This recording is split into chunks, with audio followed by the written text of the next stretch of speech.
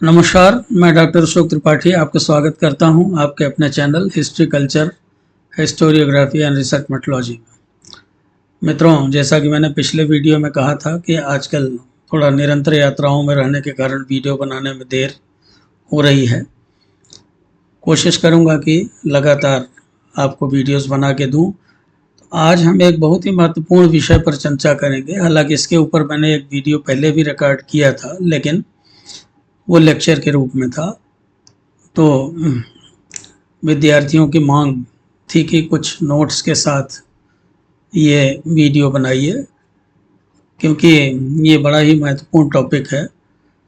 तो इस पर हम चर्चा करेंगे। जैसा कि आप सभी लोग जानते हैं कि प्रथम विश्व युद्ध और द्वितीय विश्व युद्ध के जो मध्य का काल था वो अंतर्राष्ट्रीय उथल पुथल का काल था, न केवल राजनीतिक रूप से बल्कि आर्थिक रूप से।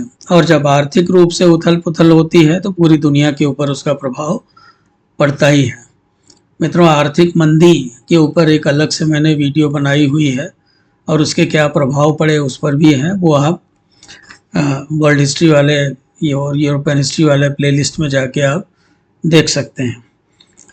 तो अर्थव्यवस्थाएं जो होती हैं वो सदैव एक जैसी नहीं होती हैं, उनमें परिवर्तन होता रहता है, उनमें काफ़ी उतार चढ़ाव होता रहता है। कभी मुद्रास्फीति बढ़ जाती है तो कभी महंगाई बढ़ जाती है, कभी औद्योगिक उत्पादों की कीमतें चढ़ जाती हैं तो कभी उनमें गिरावट आ जाती है। कई बार उपभोक्ता वस्तुएं जो होती हैं वो उपभोक्ताओं के लिए बड़े आसानी से सुगम होती हैं, सस्ते दामों पे सुगम होती हैं। और कई बार उपभोक्ता के स्तर पर कीमतों की गिरावट जो है बहुत अधिक हो जाती है, तो वो भी सरदर्द बन जाती है। तो वास्तव में आर्थिक मंदी है क्या?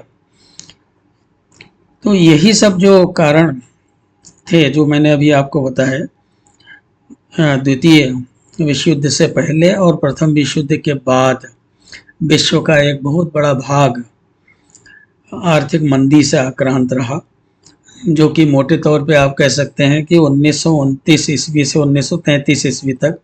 बाद में फिर उसमें कुछ इम्प्रूवमेंट या कुछ सुधार दिखाई देने लगा। तो इस संकट को आर्थिक मंदी, इकोनॉमिक डिप्रेशन, विश्वव्यापी मंदी, कोई कहते हैं महान मंदी या ग्रेट डिप्रेशन, कभी कभी इसको अवसाद भी कहा गया है, इकोनॉमिक क्राइसिस या आर्थिक संकट भी कहा गया है इसको। तो अगर हम बोलचाल की भाषा में कहें तो वस्तुओं की कीमत में गिरावट के रूप में आर्थिक मंदी को अभिव्यक्त कर सकते हैं।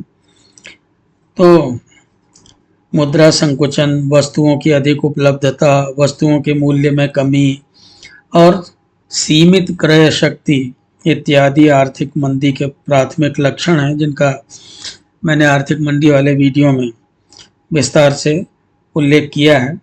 तो इस तरह से चक्राकार फेरों में यह अपने को तीव्र बना लेती है, कम क्रय शक्ति, कम मांग कर पाती है, दामों में गिरावट से भी बिक्री में काफ़ी कमी हो जाती है। फलस्वरूप दामों को स्थिर बनाए रखने के लिए ये ज़रूरी होता है कि उत्पादन में कमी की जाए।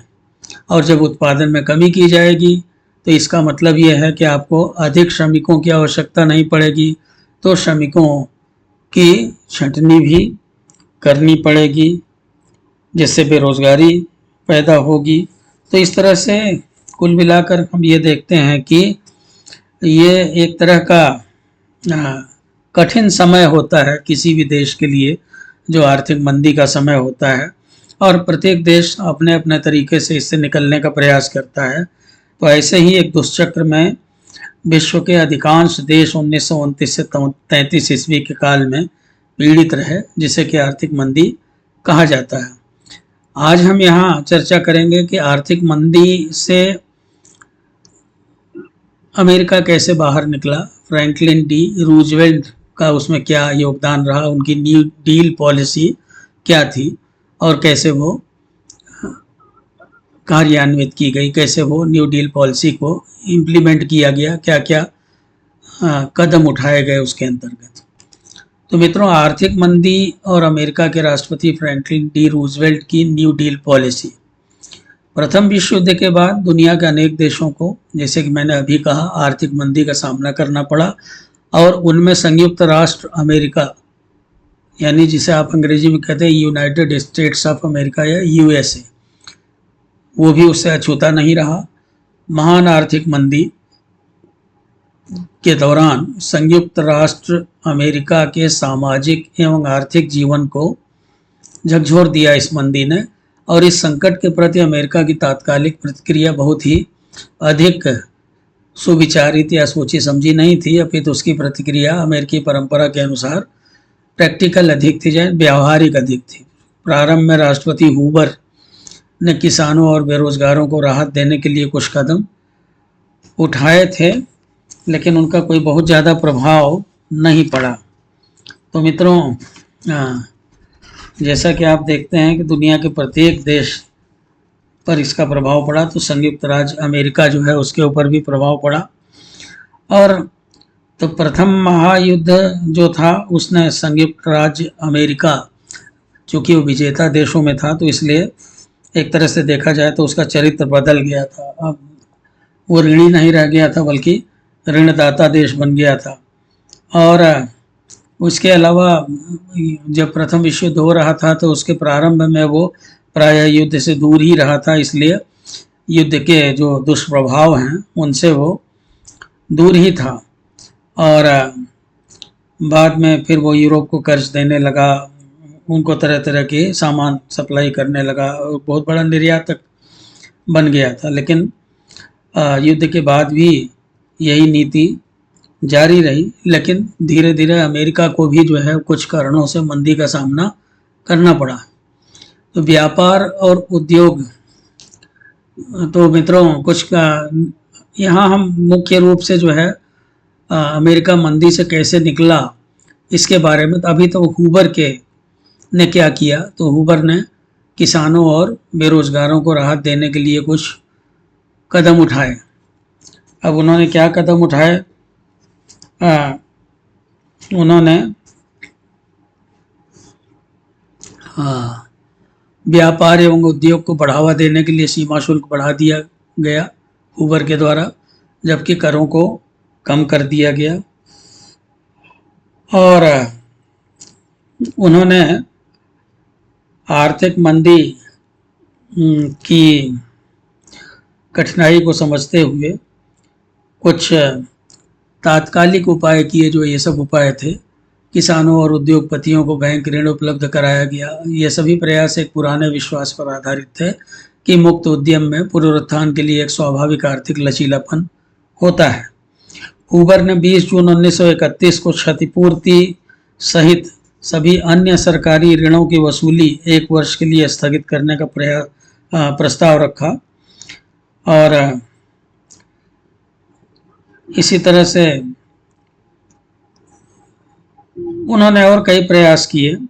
अब जैसे राष्ट्रपति हूवर ने फरवरी 1932 में पुनर्निर्माण वित्त निगम तथा संघीय कृषि बोर्ड जैसी संस्थाओं का निर्माण करके देशवासियों को सस्ता ऋण उपलब्ध कराया। जैसा कि हमने ऊपर आपको स्लाइड में देख सकते हैं कि किसानों और उद्योगपतियों को बैंक ऋण उपलब्ध कराया गया। लेकिन ये सारे प्रयास आर्थिक असंतुलन को समाप्त करके फिर से अमेरिका को आर्थिक व्यवस्था की पुनर्संरचना नहीं कर सके, यानी कि आर्थिक असंतुलन को समाप्त नहीं कर सके और उसका जो इंफ्रास्ट्रक्चर था उसको दुरुस्त नहीं कर सके। दूसरे शब्दों में इकोनॉमिक इंफ्रास्ट्रक्चर, तो दूसरे शब्दों में अधिक कारगर यह नहीं सिद्ध हो सका बहुत अधिक, जो हूवर ने जो कदम उठाए। तो 1932 ईस्वी के अंत तक संयुक्त राज्य अमेरिका के 2/3 बैंक बंद हो गए और उत्पादन 40% तक गिर गया। वेतन में 60% की कमी आ गई। प्रत्येक 3 में से 1 मजदूर बेकार हो गया, यानी बेरोजगारी बहुत तेजी से बढ़ रही थी। और उनकी संख्या जो थी बेरोजगारों की 15 से 20 मिलियन तक थी। मूल्य गिर गए, स्टॉक एक्सचेंज में सनसनी फैल गई, कृषि और व्यापार को भारी नुकसान पहुंचा। अंतर्राष्ट्रीय परिस्थितियों के कारण विदेशी पूंजी निवेश में अमेरिका को बहुत अधिक नुकसान उठाना पड़ा। मुद्रा का अवमूल्यन हो चुका था और अर्थव्यवस्था एकदम पंगु हो चुकी थी। तो इसी संकट की घड़ी में रूजवेल्ट ने 1933 ईस्वी में व्हाइट हाउस में पदार्पण किया। मित्रों, 1932 में राष्ट्रपति पद के चुनाव में रिपब्लिकन दल के राष्ट्रपति हूवर को हराकर डेमोक्रेटिक दल के रूजवेल्ट मार्च में नए राष्ट्रपति बने। इससे पूर्व जून 1932 के लोसाने सम्मेलन में क्षतिपूर्ति और युद्ध ऋण के प्रश्नों को एक दूसरे से अविभाज्य रूप से जोड़ने का प्रयत्न किया गया था। तो मित्रों, रूजवेल्ट के पदार्पण की सुबह तक अमेरिकी संघ के सभी राज्यों ने अपने बैंकों को बंद कर दिया था और उन्हें एक सीमित पैमाने पर कार्य करने का आदेश दिया गया था। रूजवेल्ट जो कि 51 वर्ष के थे, उनका जन्म न्यूयॉर्क के एक धनी परिवार में हुआ था और उनकी शिक्षा दीक्षा हार्वर्ड यूनिवर्सिटी या हार्वर्ड स्कूल और विश्वविद्यालय में हुई थी। 1910 ईस्वी में उन्होंने राजनीति में प्रवेश किया और प्रथम विश्व युद्ध के समय वे नेवी में असिस्टेंट सेक्रेटरी के पद पर नियुक्त थे। लेकिन यहाँ एक बात आपको और बता दें कि 1921 में एक समय ऐसा लगा कि जबकि वो केवल मात्र 40 साल के थे रूजवेल्ट, तो ऐसा लगा कि उनका जो पॉलिटिकल कैरियर है, राजनीतिक कैरियर अब समाप्त हो जाएगा। और क्योंकि उन्हें पोलियो का अटैक पड़ा था, पोलियो का झटका लगा, लेकिन उन्होंने बड़े असीम साहस और धैर्य के साथ इस विपत्ति को झेला और उसका सामना किया। धीरे धीरे वो छड़ी के सहारे चलने फिरने के योग्य हो गए और इसी तरह का धैर्य और संकल्प उन्होंने अमेरिका के महान आर्थिक संकट से निकलने में भी दिखाया। तो रूजवेल्ट एक सक्रिय, ओजस्वी और नए विचारों से ओतप्रोत व्यक्ति थे तथा कुशाग्र संवाहक अथवा संप्रेषक भी, यानी जिसे अंग्रेजी में आप कहते हैं कम्युनिकेटर भी थे। अपनी बातों को दूसरे तक वो संप्रेषित करना जानते थे एवं रेडियो के माध्यम से, जिसको फायर साइड चैट्स कहते थे, लोगों में विश्वास जगाया उन्होंने और लोकप्रियता हासिल की। चुनाव अभियान के दौरान उन्होंने कहा था कि अमेरिकी जनता के लिए एक नए व्यवहार या न्यू डील का मैं आपको वचन देता हूं और आप भी मुझे वचन दीजिए। तो उन्होंने अपने वचन का पालन किया और उपरोक्त कथन सही सिद्ध हुआ, चरितार्थ हुआ और उनकी नीतियों को न्यू डील पॉलिसी के नाम से अमेरिका के इतिहास में जाना जाता है। तो मित्रों, न्यू डील पॉलिसी जो थी वो रूजवेल्ट ने लागू की। जैसा कि मैंने आपको बताया कि 4 मार्च 1933 ईस्वी में जब उन्होंने सत्ता की बागडोर संभाली तो अर्थव्यवस्था की दशा को सुधारने के लिए उन्होंने कुछ कदम उठाए और अमेरिकन पुनरुद्धार के लिए किए गए उपायों को न्यू डील कहा गया, जो कि अभी हमने आपको बताया। तो आखिर न्यू डील था क्या, इसके उद्देश्य क्या थे, इसके बारे में हम जानें तो मूलतः रूजवेल्ट के 3 उद्देश्य थे न्यू डील पॉलिसी के, जिसे कहते हैं राहत या कष्ट निवारण, जिसे अंग्रेजी में कहते हैं रिलीफ, समुत्थान या जिसे आप कह सकते हैं रिकवरी, और सुधार या रिफॉर्म। तो रिकवरी, समुत्थान या पुनरुद्धार भी कह सकते हैं आप। समुत्थान या पुनरुद्धार यानी रिकवरी और सुधार यानी रिफॉर्म। तो राहत के अंतर्गत लाखों गरीबों के लिए भोजन और जिनके घर बार नष्ट हो गए थे, गृह विहीनों की मदद का कार्यक्रम था यानी उनको रिलीफ देनी थी। समुत्थान अथवा पुनरुद्धार के जरिए बेरोजगारी दूर करने तथा अर्थव्यवस्था को पुनः गतिशील बनाने का कार्यक्रम था और सुधारों के माध्यम से वह आर्थिक विध्वंस की पुनरावृत्ति को रोकना चाहते थे, यानी ऐसे सुधार किए जाएं कि जो आर्थिक नुकसान हुआ है, विध्वंस हुआ, वो दोबारा न हो।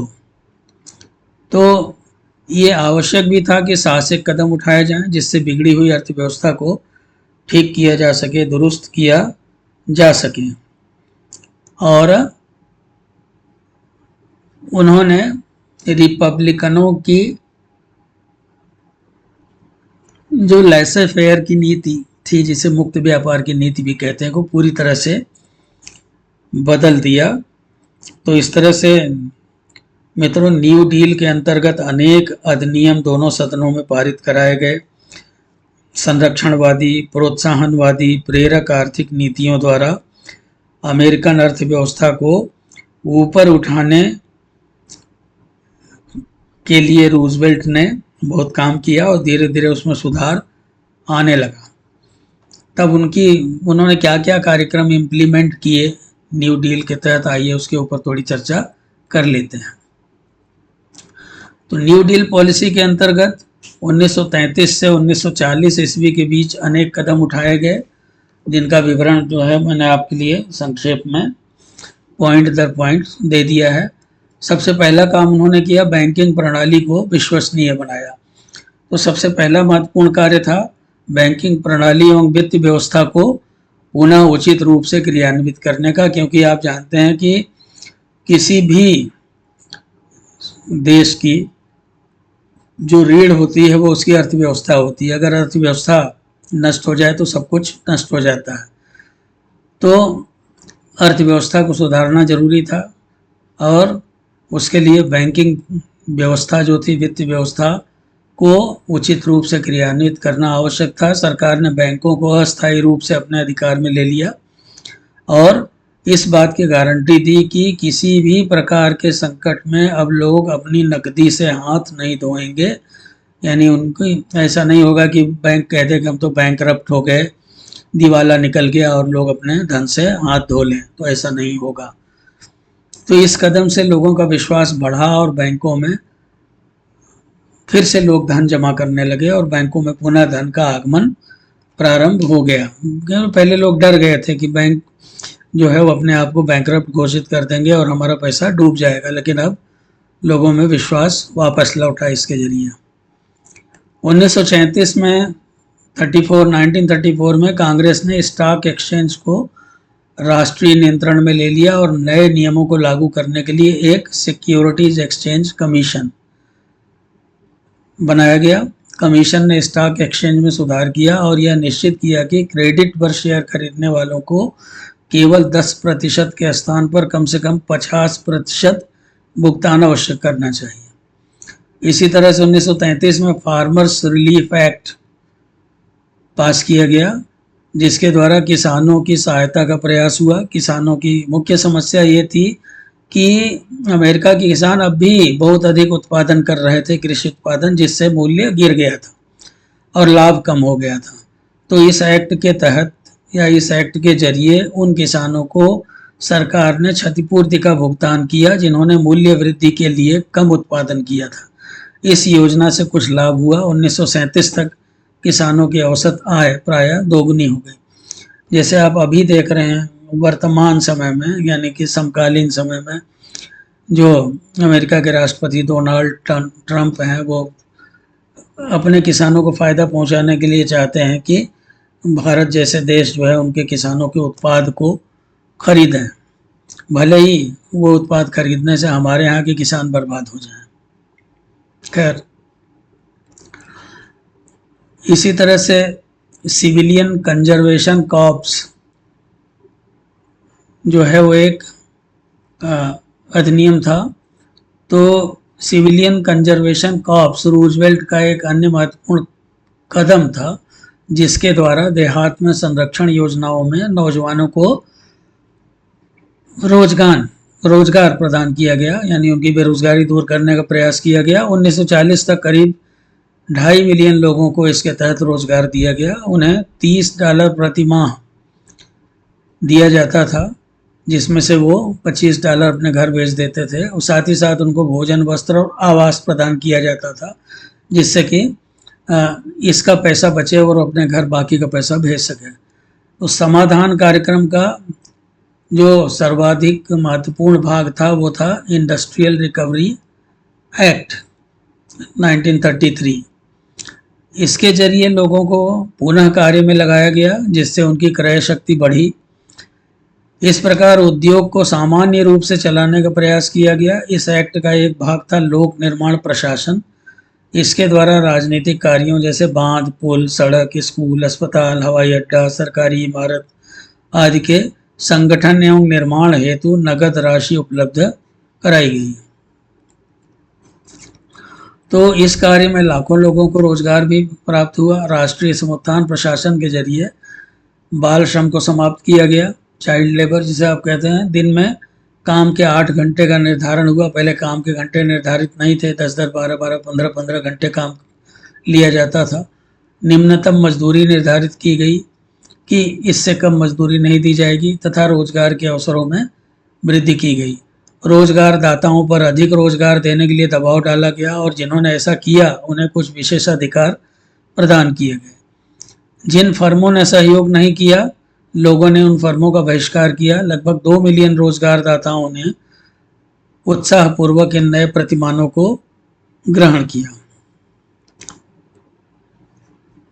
इसी तरह से मित्रों, संघीय आपात राहत प्रशासन, जिसे अंग्रेजी में कहते हैं फेडरल इमरजेंसी रिलीफ एडमिनिस्ट्रेशन, इसके तहत $500 बिलियन अनुदान राशि के रूप में तथा सूप किचन के लिए दिया गया। तो 1935 ईस्वी में कामगार प्रगति प्रशासन, वर्कर्स प्रोग्रेस एडमिनिस्ट्रेशन की स्थापना हुई, जिसने विभिन्न प्रकार की परियोजनाओं को वित्त उपलब्ध कराया, जैसे सड़क के लिए, स्कूल बनाने के लिए, अस्पताल बनाने के लिए वित्त उपलब्ध कराया गया। संघीय थिएटर परियोजना भी एक चलाई गई और फेडरल थिएटर प्रोजेक्ट। तो इसके द्वारा नाटककारों, कलाकारों, अभिनेताओं, संगीतकारों और सर्कस के कलाकारों को रोजगार दिया गया। इससे लोगों में भी कला और साहित्य के प्रति अनुराग बढ़ा। इसी तरह से सामाजिक सुरक्षा कानून या सोशल सिक्योरिटी एक्ट 1935 लाया गया। तो 1935 में लाए गए इस कानून के अंतर्गत वृद्धों को पेंशन देने की व्यवस्था की गई तथा बेरोजगारी बीमा योजना का प्रावधान किया गया। संयुक्त सुरक्षा कानून संयुक्त रूप से संघ, राज्यों, कामगारों एवं रोजगारदाताओं द्वारा वित्त पोषित था। हालांकि इस योजना से अधिक लाभ नहीं हुआ क्योंकि भुगतान प्रायः बहुत कम होता था और न ही रुग्णता बीमा का कोई प्रावधान था। तो सामाजिक कल्याण के क्षेत्र में राज्य, संयुक्त राज्य अमेरिका उस समय जर्मनी, ग्रेट ब्रिटेन आदि से देशों से बहुत पीछे था। तो 2 अधिनियम और बड़े महत्वपूर्ण थे जिन्होंने ट्रेड यूनियन में सुधार किया, जिनमें एक था वेजनर अधिनियम 1935, वेजनर एक्ट 1935, और दूसरा था फेयर लेबर स्टैंडर्ड एक्ट 1938। तो वेजनर एक्ट ने व्यापार संघों को कानूनी आधार प्रदान किया। उन्हें यह अधिकार दिया कि किसी भी विवाद के समय में श्रमिकों की ओर से जो मैनेजमेंट बोर्ड है या प्रबंध बोर्ड है उससे वो सौदेबाजी कर सकते हैं। इसने राष्ट्रीय श्रमिक संबंध बोर्ड का भी गठन किया जिसमें श्रमिक अपनी शिकायतों की अपील कर सकते थे। इसी तरह से फेयर लेबर स्टैंडर्ड एक्ट के अंतर्गत सप्ताह में अधिकतम 45 घंटे काम के घंटे निर्धारित हुए, यानी एक सप्ताह में कोई भी लेबर जो है वो 45 घंटे काम करेगा। कुछ विशेष कम भुगतान वाले व्यापार में न्यूनतम मजदूरी का निर्धारण हुआ तथा अधिकांश बाल श्रम को अवैध बताया गया। एक और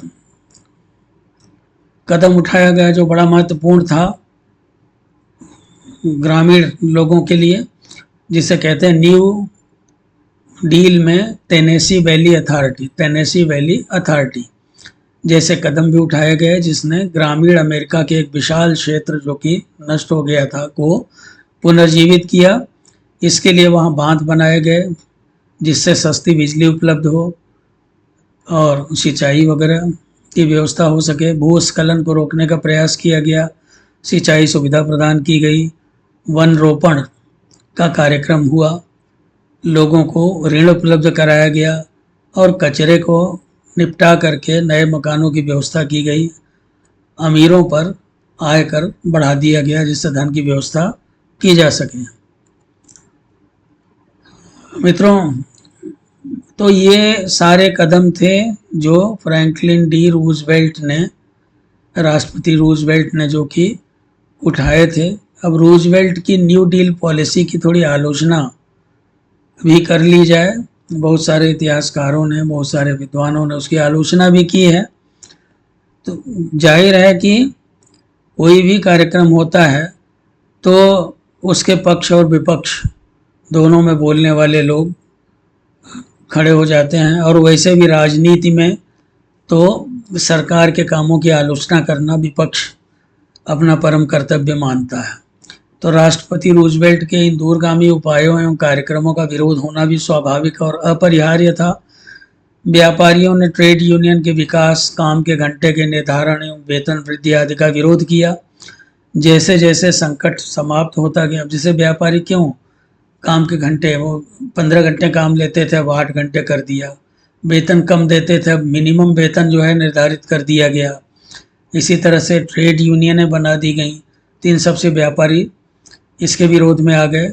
जैसे जैसे संकट समाप्त होता गया और संपन्नता की वापसी होने लगी, वैसे वैसे रूजवेल्ट की आलोचना और विरोध का दौर प्रारंभ हो गया। उनकी अपनी डेमोक्रेटिक पार्टी से भी विरोध के स्वर उठने लगे। उन पर समाजवाद और नौकरशाही के प्रस्तुतिकरण का आरोप लगाया जाने लगा। उन पर असंवैधानिकता तथा संघ की शक्ति बढ़ाने का आरोप भी लगाया गया, यानी कि वो तानाशाही की तरफ जा रहे थे, कुछ इस तरह की बातें भी कही गई। 1935 और 1936 में सर्वोच्च न्यायालय ने न्यू डील के 2/3 कार्यों को अवैध घोषित कर दिया। तथापि इन आलोचनाओं के बावजूद मतदाताओं ने 1936 में उन्हें पुनः अपने राष्ट्रपति के रूप में चुना। तो इसका मतलब यह था कि बहुत सारे लोग नाराज भले हों, लेकिन जो वहाँ की जनता थी, वहाँ की जनता रूजवेल्ट से पूरी तरह से संतुष्ट थी। तभी उन्होंने उनको दोबारा 1936 में पुनः राष्ट्रपति के रूप में चुना। रूजवेल्ट ने विजय के बाद तत्काल सर्वोच्च न्यायालय को अपने अधीन करने का काम किया। उनका प्रमुख, कई बार होता है हम ये देखते हैं कि जो सर्वोच्च न्यायालय होता है वो सरकार की तरह काम करने लगता है और अपनी सीमाओं का अतिक्रमण करने लगता है, ऐसा प्रायः देखा जाता है। तो ऐसा ही अमेरिका में भी हो रहा था। तो सर्वोच्च न्यायालय को रूजवेल्ट ने जो है वो उस पर लगाम लगाने का प्रयास प्रारंभ कर दिया। उनको अपने अधीन करने का काम उन्होंने प्रारंभ कर दिया। उनका मुख्य हथियार था कि अनेक नए न्यायाधीशों की नियुक्ति कर दी जाए, पुरानों को हटा करके। तो कई तरह से सर्वोच्च न्यायालय से संघर्ष करते रहे और अंत में 9 न्यायाधीशों को उन्होंने त्यागपत्र देने पर मजबूर कर दिया। नए जजों की नियुक्ति के साथ ही कार्यपालिका और न्यायपालिका का विवाद समाप्त हो गया। अब न्यू डील पॉलिसी में देखिए, किसी भी चीज़ में अच्छाई होती है तो उसमें थोड़ी कमियां भी होती हैं। तो ये कहा जा सकता है कि नई डील नीति को उतनी उपलब्धियां नहीं हासिल हुई जितना कि इससे आशा की गई थी। कुछ काम पूरी तरह और कुछ आंशिक रूप से सफल हो गए थे। उदाहरण के लिए फार्मर्स रिलीफ एक्ट ने जहां एक और किसानों की सहायता की, वहीं अनेकों खेतिहर श्रमिकों को बेरोजगार कर दिया। यद्यपि बेरोजगारी दूर की गई थी, परंतु यह अभी भी एक गंभीर समस्या बनी हुई थी। असफलता का एक कारण सर्वोच्च न्यायालय, जिसकी अभी हमने चर्चा की, उसका भी विरोध था। दूसरा एक कारण यह था कि रूजवेल्ट कई मायनों में बहुत साहसी थे, किंतु व्यापार को प्रोत्साहित करने के लिए धन खर्च करने में वो बड़ी सतर्कता बरतते थे। 1938 ईस्वी में रूजवेल्ट सरकारी खर्च कम कर दिए, जिससे बेरोजगारी का स्तर 10.5 मिलियन तक पहुंच गया। तो इस प्रकार नई डील नीति अमेरिका को आर्थिक संकट से न बचा सकी, क्योंकि ये एक अत्यंत दुष्कर कार्य था। लेकिन कुछ बातें ध्यान में रखनी चाहिए मित्रों कि रूजवेल्ट जब शासन में आए उस समय अमेरिका की अर्थव्यवस्था इतनी खराब हो चुकी थी कि उसके अत्यंत धीमे विकास की ही आशा की जा सकती थी। इतनी तेजी से विकास अचानक से नहीं हो सकता था। न्यू डील नीति 1933 के बसंत में प्रारंभ हुई और अगले 2 वर्षों में बहुत कम प्रगति हुई। उत्साहवर्धक लाभ 1935 के बीच प्रारंभ हुआ। 1937 तक देश 1929 के उत्पादन स्तर तक पहुंच गया, किंतु 1937 के बसंत में तीव्र मंदी आई, जिससे देश बड़े कष्ट से उबरा। 1939 में वॉल स्ट्रीट के पतन के 10 वर्ष बाद देश में 10 मिलियन बेरोजगार थे। आइए अब अंत में हम निष्कर्ष के रूप में कुछ बातें आपको कहते चलें कि इन सब के बावजूद नई डील नीति की महत्वपूर्ण उपलब्धियां थी। प्रारंभिक दिनों में इसने बेरोजगारों और बेसहारा लोगों को राहत प्रदान किया। रोजगार के अवसरों में वृद्धि की गई। सरकार में लोगों का विश्वास वापस लौटा। कुछ इतिहासकारों का विचार है कि नई डील नीति ने देश को एक खूनी क्रांति से बचा लिया।